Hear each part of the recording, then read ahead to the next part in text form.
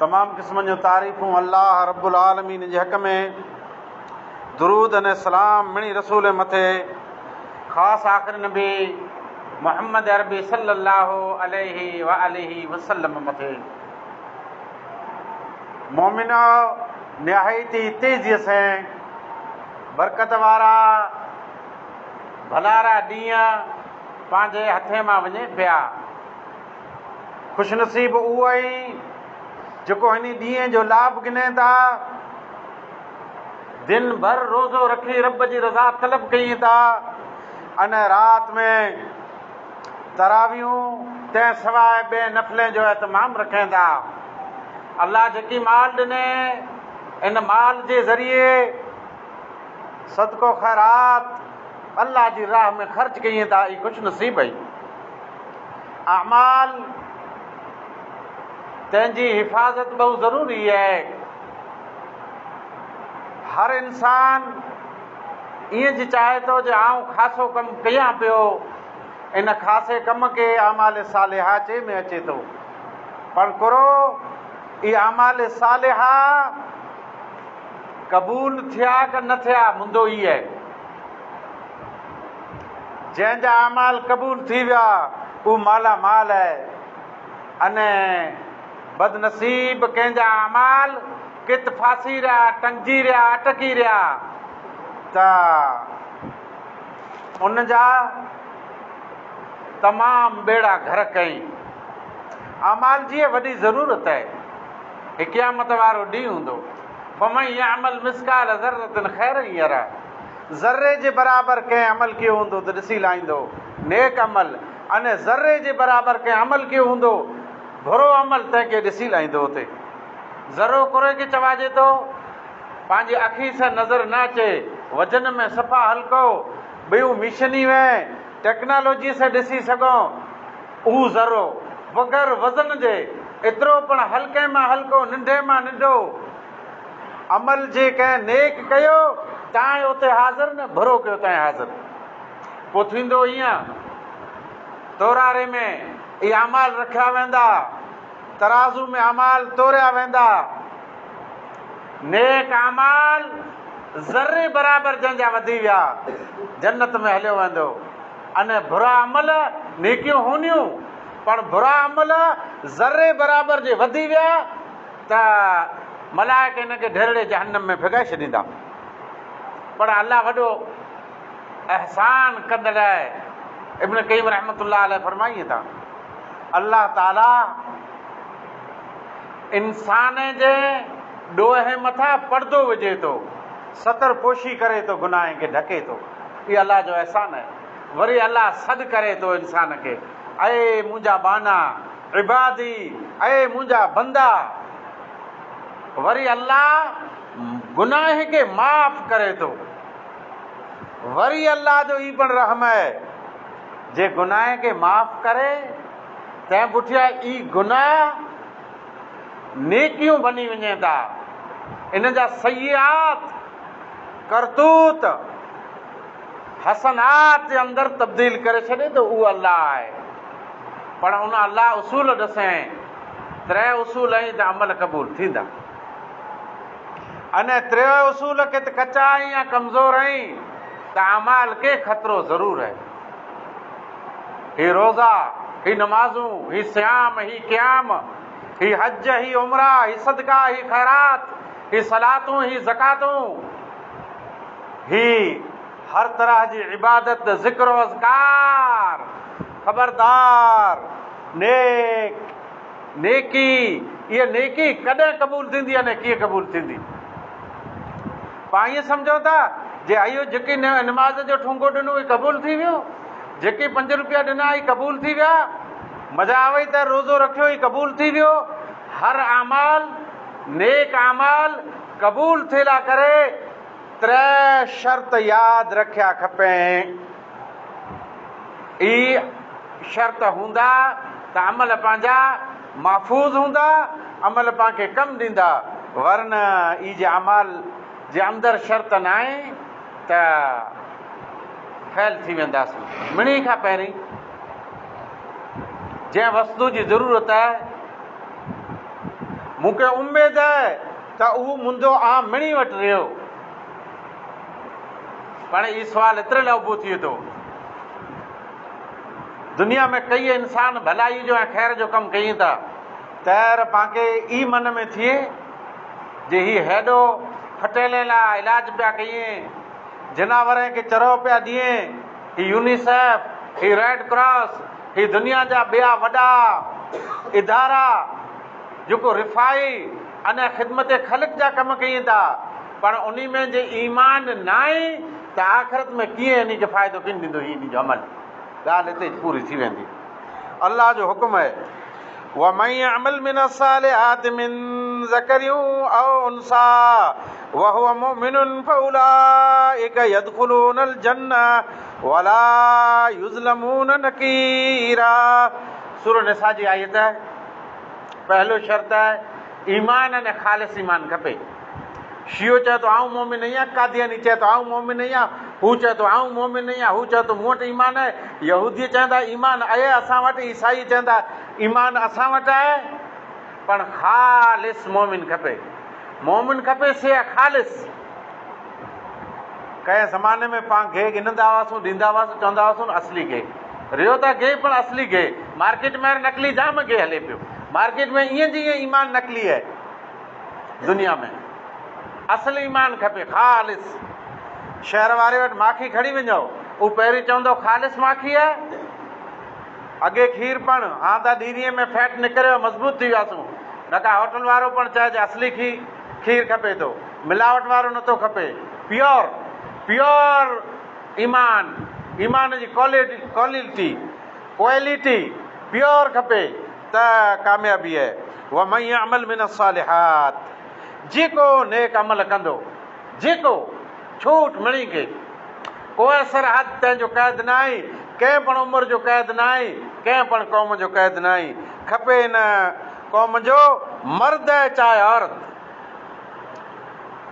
माई या माण्हू, कोई पण नेक अमल कंदो, शर्त वहुव मोमिनुन, हू मोमिन आहे, पक्को मोमिन, ख़ालिस मोमिन, प्योर मोमिन, असली मोमिन।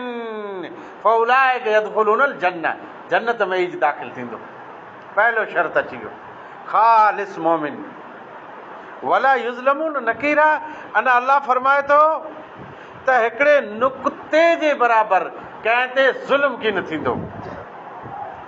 पहलो मुंदो पाणखे ई जी यादि रखे जो आहे जे पंहिंजा अमल, पंहिंजा सियाम क़याम निमाज़ूं नेकियूं सदका ख़ैरात, शर्त क़बूलियत जो पहिरीं शर्त ईमान अने ख़ालिस ईमान आहे। ख़ालिस ईमान जे आहे त पाण कामयाबु आहियूं, वरना अची वियो क़ुरान में ॿियो मुंदो वल आसर, ज़माने जो कसम, इन्नल इंसान लफ़ी ख़ुसर, तमामु इंसान खसारे अने हलाकत में आहिनि। हाणे खसारे अने हलाकत मां केरु निकिरंदा? इल्लल्लज़ीन आमनू, ईमान, अमाल सालिहा, वतवासो बिल हक़, हक़ जी नसीहत करण वारा अने सब्र जी नसीहत करण वारा। हलाकत मां उहो इंसान निकिरंदा जंहिंमें ईमान आहे, आमनू आमनू आमनू, अने ईमान जे न आहे त इन लाइ करे कीअं न आहे ईमान। अने ईमान केतिरो फ़ाइदो ॾिने आहे। हिकिड़ो यहूदी बचलो हो, नबी जी सेवा कंदो हो, वीचारो बीमार थियो, बीमार पण हालत हिन जी गंभीर थिए। अलाह जो नबी रहमतुल्लिल आलमीन आहे, आप सल्लल्लाहु अलैहि वसल्लम विया हुन वटि, कुछाए ला, आटो ॾिने ला। ऐं इस्लाम केतिरो सबक़ु ॾिने आहे। यहूदी जे बचे वटि रहमतुल्लिल आलमीन आटे ते वञे थो, हिते कई मुस्लमान पड़ोसी बीमार पिया आहिनि, पाणखे मौक़ो नथो मिले जे पाण कुछायूं आहे। पंहिंजो केॾा इस्लाम आहे न किथ पाण उभा आहियूं। आप सल्लल्लाहु अलैहि वसल्लम विया, उन वटि वेठा आहे मथे वारे पासे। कुरो मुंदो आहे जे माण्हूअ जे मथे जी आड़ ते, सुतल जे लेटल जे मथे जी आड़ ते वेहणो, कारण कुरो आहे। कारण त कीअं पाण ॻाल्हि कयूं उनजे कन ते पुॼे ई आहे। ईअं न जे पगानी वेहणो न ॿियण ॾिस करे पोइ ॻाल्हियूं ठका कराइणियूं। ऐं जे आया आहियो बीमार वटि त बीमार खे लाभ ॾियो। आप सल्लल्लाहु अलैहि वसल्लम उन जे सर जे आड़ ते वेठा, मथे जी आड़ ते वेठा, सिरानीअ वेठा, वेही करे उनखे नसीहत जी कयूं डायरेक्ट जे हाणे भाई दरवाज़ो जरा खोले छॾियो, दरवाज़ो खोले सुणाओ। आप सल्लल्लाहु अलैहि वसल्लम उनखे फरमायो अस्लिम, तूं इस्लाम क़बूल कर। डायरेक्ट इस्लाम जी ॻाल्हि आहे। भई ॾिठो जे हाणे हिन जो टाइम पूरो थी वियो आहे, उथण वेहण हाणे पूरो थी वियो, हलणु फिरणु पूरो थी वियो आहे, न इस्लाम जी डायरेक्ट ॻाल्हि आहे। भई पाण बीमार वटि वञो, हुनखे चओ जे मूंखे सुञाणे थो, हुनखे ॾिठे हू ही कीअं न, इस्लाम जी ॻाल्हि, आख़िरत जी ॻाल्हि। वीचारो बच्चो हो, बेसुधो हो, नंढो हो, उनजो पे यहूदी आड़ ते हो, त यार बच्चो हालत छली हुई पण पेॾा नारायण जे हाणे आउं कुरो कयां न। यहूदी बदमाश उन खे मड़े ख़बर हुई, उनखे निकी हुई जे नबी आहे न, सचो नबी आहे। त यार पुत्र खे चए, नबी न चए, अबुल कासिम चए, नबीअ जो नालो गिड़े। आप सल्लल्लाहु अलैहि वसल्लम जी कुनियत आहे अबुल कासिम सल्लल्लाहु अलैहि वसल्लम। चए अबुल कासिम जेकी चए थो इन जी इताअत कर, ॻाल्हि मञ। ऐं बचलो तुरत ला इलाहा इल्लल्लाह पढ़े थो। आप सल्लल्लाहु अलैहि वसल्लम थोरी वार में इहा उथिया, उथी अञा वाड़े मां निकिरिया न निकिरिया त आवाज़ आयो जे छोकिरो त हमेशह लाइ मिठी निंद्र सुम्ही रहियो। आप सल्लल्लाहु अलैहि वसल्लम फरमायो अल्लाह ताला इन बच्चे खे जहन्नम जी आग थी बचाए लाथई। कुरेला ईमान ईमान ईमान, बस ख़ालिस ईमान हिनखे मिली वियो। ख़ालिस जंहिं ईमान जे ज़रिए इन नमाज़ न पढ़ियो, रोज़ो न रखे, ज़कात ॾिने न, चंदे जो न ऐलान न थियो, बसि ईमान मज़बूत अची वियो, इन जा बेड़ा पार आहियूं। ही त नंढो बच्चो हाणे नौजवान अने बहादुर उनजो मुंदो आंखे साम्हूं पेश रखां थो। जंग लॻी, जंग जे अंदरि अचानक हिकिड़ो नौजवान आयो ऐं उमिरि नौजवानीअ खां की वॾी हुई, इन वटि ढाल पण हुई, हथियार हुआ। चए त हाणे नबी आउं पहिरीं इस्लाम क़बूल कयां, ईमान आणे अचां, क जंग कयां? मौक़ो जंग जो आहे, जंग चालू आहे। ॾिसजा मुंदो पां वटि, पाण किथका आॻिड़ पाछड़ थी वञूं था। आप सल्लल्लाहु अलैहि वसल्लम फरमायो इस्लाम गिनी अचे, अने इस्लाम गिने में ला इलाहा इल्लल्लाह मुहम्मद रसूलुल्लाह, बस कलमू पढ़ियो, अशहदु अल्ला इलाहा इल्ला व अशहदु अन्न मुहम्मदन अब्दुहु व रसूल। मैदान में उतरे थो, थोड़ी वार में शहीद थी वञे थो। आप सल्लल्लाहु अलैहि वसल्लम फरमायो अमिल कलीलन व उजर कसीरन, अमल थोड़ो अने अजर हिनखे ज़बरदस्त मिलियो आहे, ज़बरदस्त अजर मिलियो।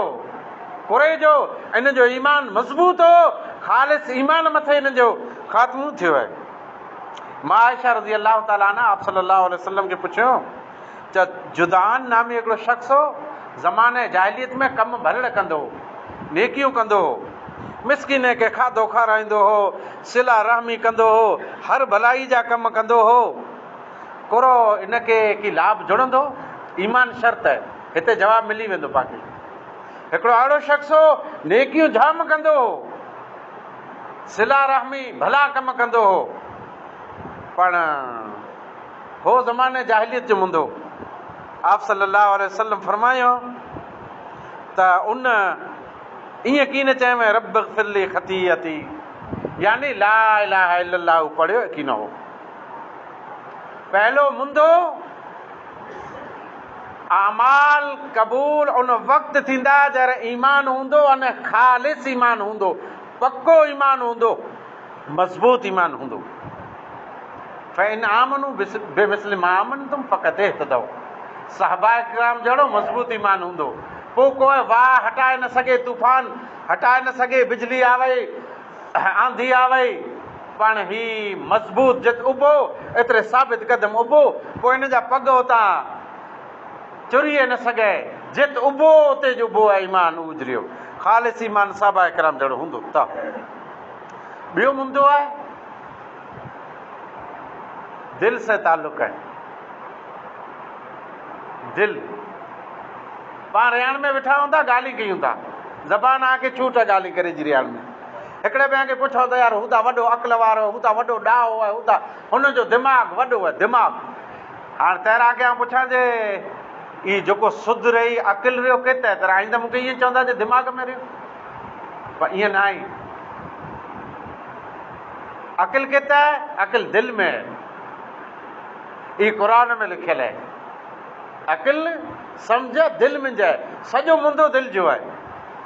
आप सल्लल्लाहु अलैहि वसल्लम फरमायो त जिस्म जे अंदरि हिकिड़ो खून जो टुकुर आहे, जेकॾहिं ई सही आहे त सॼो जिस्म सही आहे, न ई जे फैल थी वियो त सॼो जिस्म फैल। अला वहियल क़ल्ब, सुणी गिनो ई दिलि जे टुकुर आहे। दिलि दिलि दिलि दिलि जो अमल। अफला याकिलूनल क़ुरान अफला यतदब्बरूनल क़ुरान।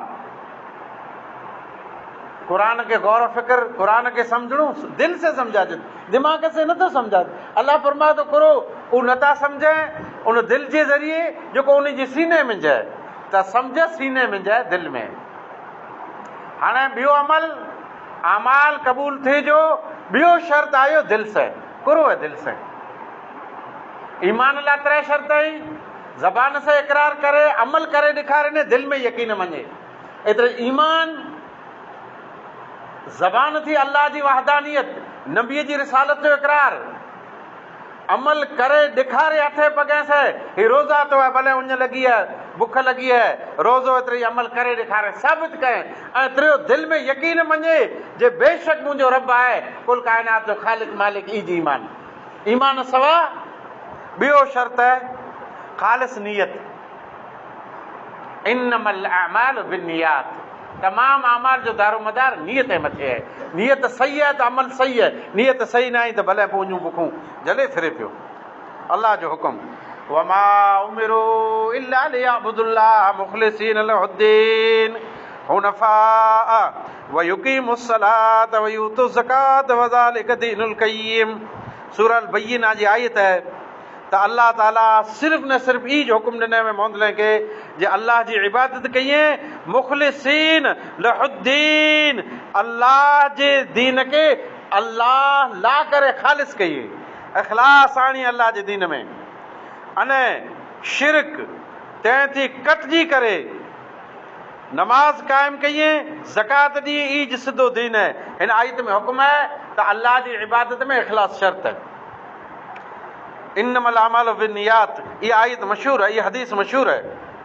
इख़लास जो माना ई है त अल्लाह जी इबादत अल्लाह ला करे ख़ालिस वे, इन में रिया न वे।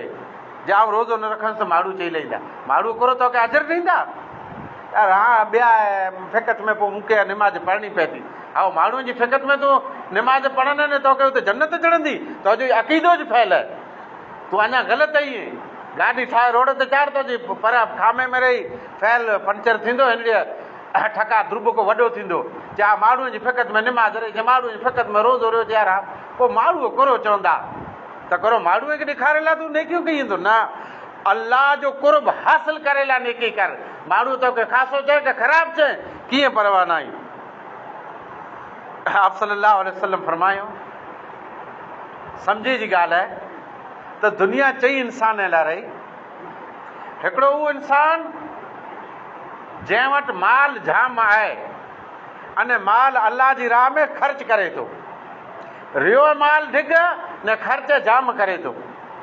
ॿियो माण्हू आड़ते रहियो, उहो हुन जूं गाॾियूं अर्ज़ी करे नथो जलाए, पाण दिलि में एॾी राति सोचे पियो आहे, चए अल्लाह जेकॾहिं मूं वटि माल हो त मूं हिन जहिड़ो, ऐं अल्लाह तुंहिंजी राह में ख़र्च कयो, हीउ मिसकिन खे ॾिनो, हीउ यतीमे खे ॾिनो, हीउ बेवाह खे ॾिनो, हीउ ॾुखिए खे ॾिनो, हीउ मदरसा बनाए ॾिना, मिसीती बनाए ॾिनियूं, ऐं अल्लाह ही मूं भलाई जा कम जाम कयासीं, अहिड़ो ज पैसो मूं वटि हो त आहे कीअं न। हू ख़र्च करे पियो, अलाह जी रज़ा लाइ, अलाह जी रज़ा लाइ ख़र्च कयां, अलाह हिनखे अजर पियो ॾे। हिन वटि कीअं न आहे जीरो बैलेंस, न ख़ाली नियतूं पियो करे आहे दिलि में जे अलाह जे कॾहिं मूं वटि हो त हिन जा पण वधारे मूं तुंहिंजी राह में ख़र्च कयो आहे। इन ख़ाली इहा नियत कयां अजर हिनखे बराबरि मिली वियो, न हुनजे अजर मां कीअं कटौती न थिए, नियत मथे।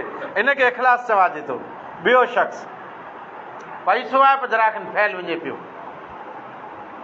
अहिड़ो फैल वञे पियो, न वञे थो अमुक जो त हीअ अक़ल जो जाॾो प्लान बनाए पियो, चाहे मूं वटि पैसो आहे त आऊं हीअं फैल वञाई आहे अलाह जी नाफ़रमानी में, इस्लाम जे ख़िलाफ़ ग़लति रस्ते मथे आहे। कीअं न खीचो ख़ाली जीरो बैलेंस, पर ख़ाली रिथा कयईं, जंहिं ख़र्च कयो उन त ग़लति जी कयो, हिन वटि कीअं ख़र्च न आहे, ख़ाली ग़लति रिथा कयईं जो होए त आऊं पण हीअं जो ग़लति रस्ते में पैसो लुटाई आहे, माल लुटाई आहे।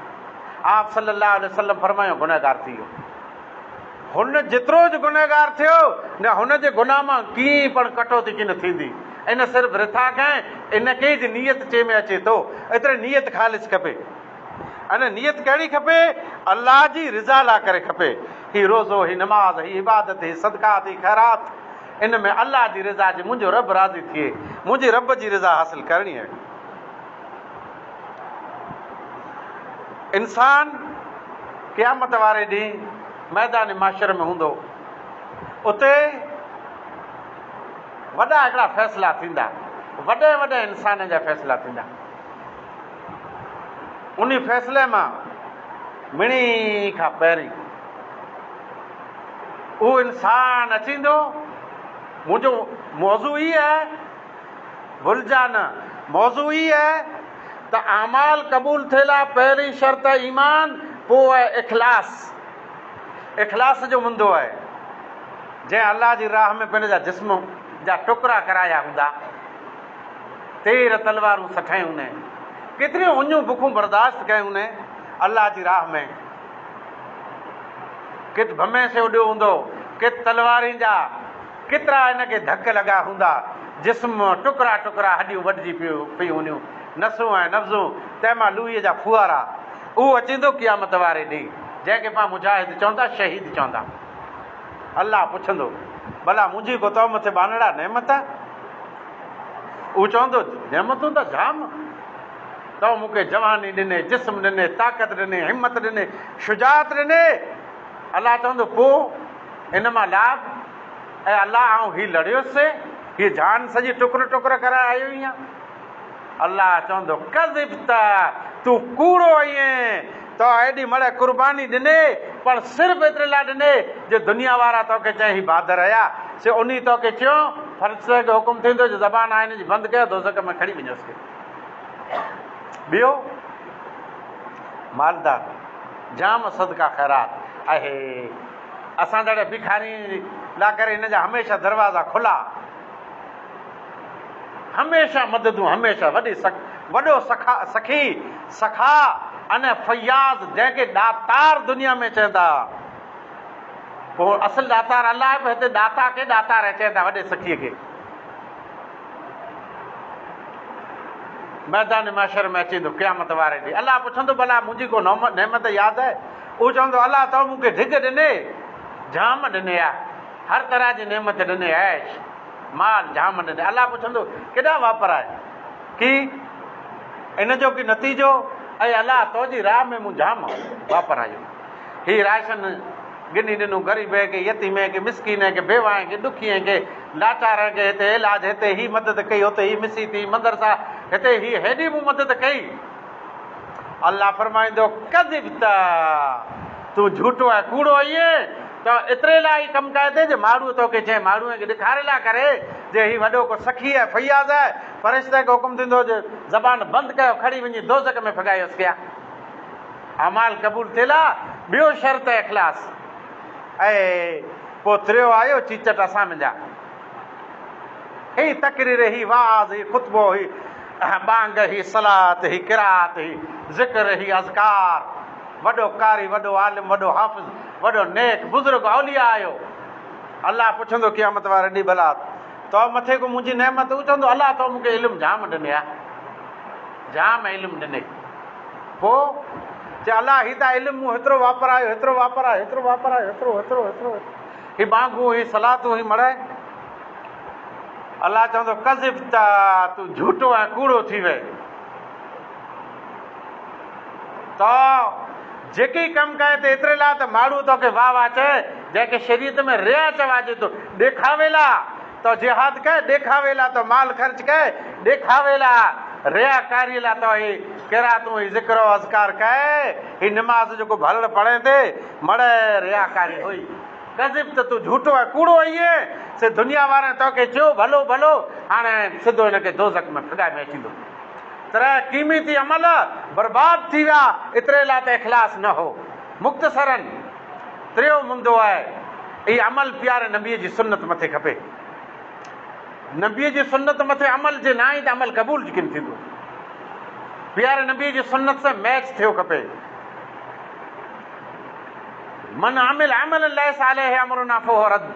हर उहो अमल जेको नबीअ जे तरीक़े जे मुताबिक़ न आहे उहो अमल रद्द आहे, उहो अमल अमल जो न आहे। भले इंसान हज करे अचे, उनजो हज फैल, उनजो उमरो फैल, नमाज़ फैल, ज़कात फैल, सदकात फैल, कुरेला त प्यारे नबी जी सुन्नत जे मुताबिक़ हिन जो अमल न आहे।